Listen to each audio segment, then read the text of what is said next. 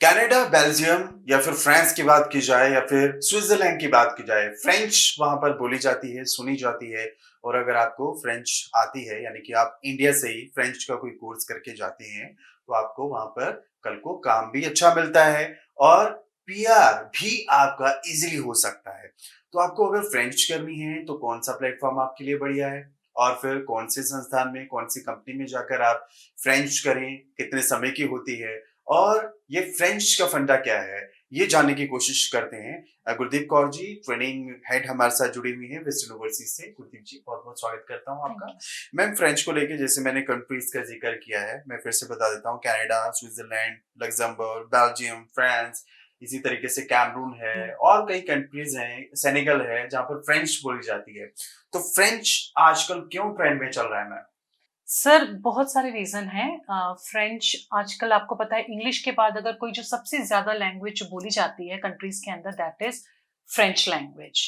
French language सिर्फ France की ही language नहीं है, it is widely used for international business, diplomacy और ट्रेडिशन, कल्चर हर चीज़ के लिए फ्रेंच का हम लोग यूज़ करते हैं सर।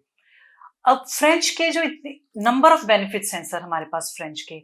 सबसे पहला बेनिफिट होता है फ्रेंच का कि अगर कोई अपनी होम कंट्री से फ्रेंच लैंग्वेज को लर्न करके जाता है तो उसके जॉब प्रोस्पेक्ट्स एनहेंस हो जाते हैं।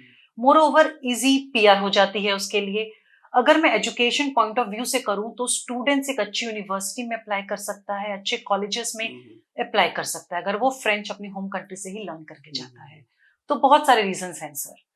और अगर मैं एक और बात करूं तो कल्चरल डाइवर्सिटी जिसको हम कहते हैं कि आपको ज्यादा कल्चर्स के बारे में पता चलता है, और आज के टाइम पे एक इंसान का मल्टीलिंगुअल होना बहुत जरूरी है। एक लैंग्वेज होती है तो आपके पास काफी रिस्ट्रिक्शंस हो जाती हैं, आप कंस्ट्रेंट हो जाते हो, थोड़ी लिमिट होती है हमारे पास। जी। अगर हमें बहुत सारी लैंग्वेजेस आती हैं तो हमारे लिए जॉब अपॉर्चुनिटीज हर चीज के लिए हमारा जो होराइजन है वो ब्रॉडन हो जाता है सर। फ्रेंच लैंग्वेज को ना हुआ समझा जाता है, क्योंकि शुरू से हम क्या है, बचपन से ही क ख ग घ सुन रहे हैं, या फिर रीजनल लैंग्वेज पंजाबी की बात करो, उड़ा एड़ा सीख रहे हैं, या फिर English, A for apple, B for boy, उससे आगे गए नहीं है। बिल्कुल। एजुकेशन सिस्टम को लेकर मैं सवाल नहीं उठा रहा, लेकिन हाँ, दूसरी लैंग्वेज सीखनी है तो वो आप बता ही रही हैं कि नॉलेज आपकी बढ़ती है, आपको कल को काम भी मिलता है। बिल्कुल। तो इन कंट्रीज का जिक्र तो मैंने किया है, लेकिन फ्रेंच सीखने से क्या वहां पर रोजगार के मौके बढ़ते हैं? ऐसे हैं एग्जांपल्स? और कल को पीआर भी मिलता है, क्या हैं ऐसे एग्जांपल्स? बिल्कुल है सर। अगर कैंडिडेट फ्रेंच की कोचिंग लेता है या फ्रेंच सर्टिफाइड होता है कैंडिडेट, तो उसकी पीआर के चांसेस इंक्रीज हो जाते हैं सर। अब जैसे हम कनाडा की बात करें तो कनाडा की जो ऑफिशियल लैंग्वेज है दैट इज फ्रेंच। अगर एक कैंडिडेट पहले से ही यहाँ से फ्रेंच सीख के जाता है तो उसके जो जॉब प्रोस्पेक्ट्स हैं वो ऑलरेडी बढ़ जाते हैं। एक ऐसे कैंडिडेट जो सिर्फ आपका इंग्लिश प्रोफिशिएंसी टेस्ट देके जा रहा है। और 6 महीने में पीआर भी हो जाता है। बिल्कुल, बिल्कुल सर, हो जाती है सर, पीआर भी हो जाती है आपकी। तो यही डिफरेंस होता है, एक कैंडिडेट सिर्फ आइल्स करके जा रहा है और एक कैंडिडेट है जिसने आइल्स कर इसने इंग्लिश प्रोफिशिएंसी टेस्ट कर रखा है, प्लस उसने फ्रेंच का कोर्स किया हुआ है। ओके। तो जिसके जॉब प्रोस्पेक्ट्स हैं वो उस कैंडिडेट के ज्यादा होंगे जिसने वहाँ का फ्रेंच लैंग्वेज का कोर्स भी कर रखा है सर। आसान मोर है लैंग्वेज, ये बताएं मुझे। ये सर बिल्कुल आसान है। अगर आप वेस्टर्न ओवरसीज से करेंगे तो हम उसको इस तरीके से डिजाइन करते हैं करिकुलम की वो जी। बहुत ईजी हो जाती है कैंडिडेट के लिए। बच्चा ठीक है, इंग्लिश में भी कमजोर है। हम्म, अब उन बच्चों के लिए सवाल है जिनको इंग्लिश में ही पहले हाथ तंग है, तो भैया फ्रेंच कैसे कर लें?